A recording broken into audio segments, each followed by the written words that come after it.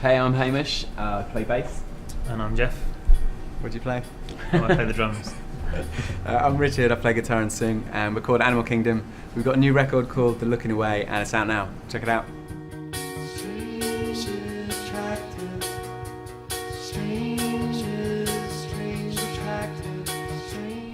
I think one of the main differences between the first record and this one was in terms of the time period of writing it.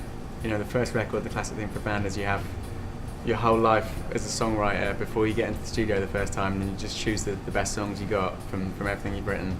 But that'll be written, you know, that could be over the period of kind of 9-10 years, so you can have, you know, drastically different sounding songs kind of sitting next to each other, but ones that were written, you know, 6 months before you went to the studio, and then a song from, like, you know, one of the first things you'd ever written.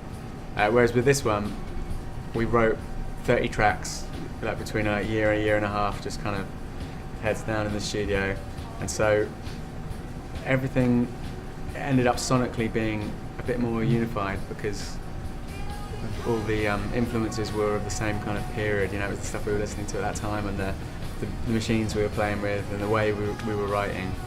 And then producer-wise, I think the first one sounded more, you know, more 60s, kind of like you were saying, because just the way it was recorded was a lot more straight, gear, wasn't it? Yeah, just vintage gear, amps. mics, and not much kind of sound manipulation, which is, you know, it was always something we did in our demos anyway, but then it was just recorded very, very, very straight.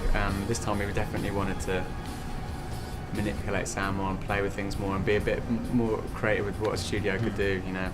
And we learned a few tricks and tips with ourselves, you know, while we were writing.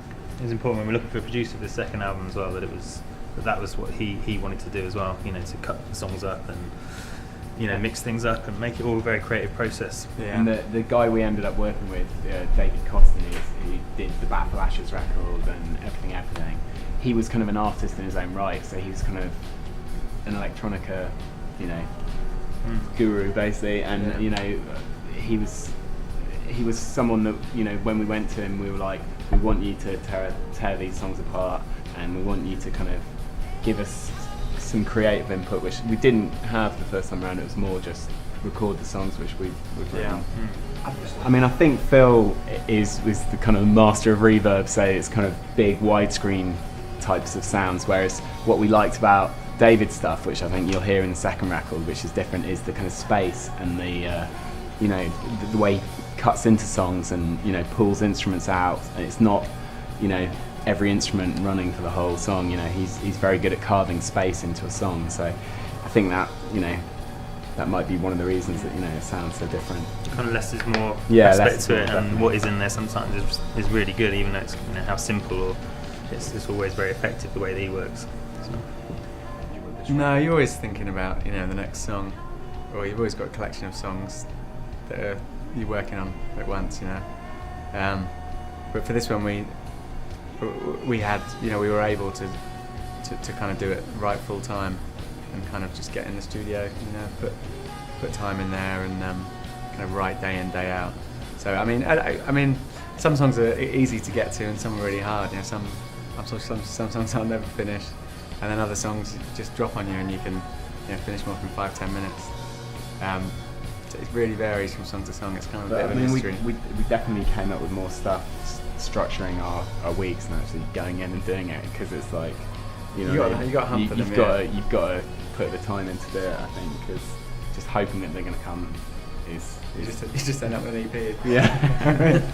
And just because we did 30 songs, and you know, we recorded 11 or something altogether. Yeah.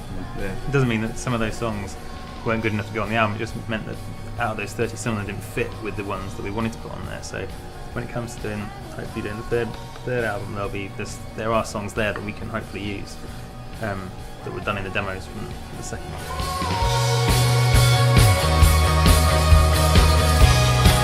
one.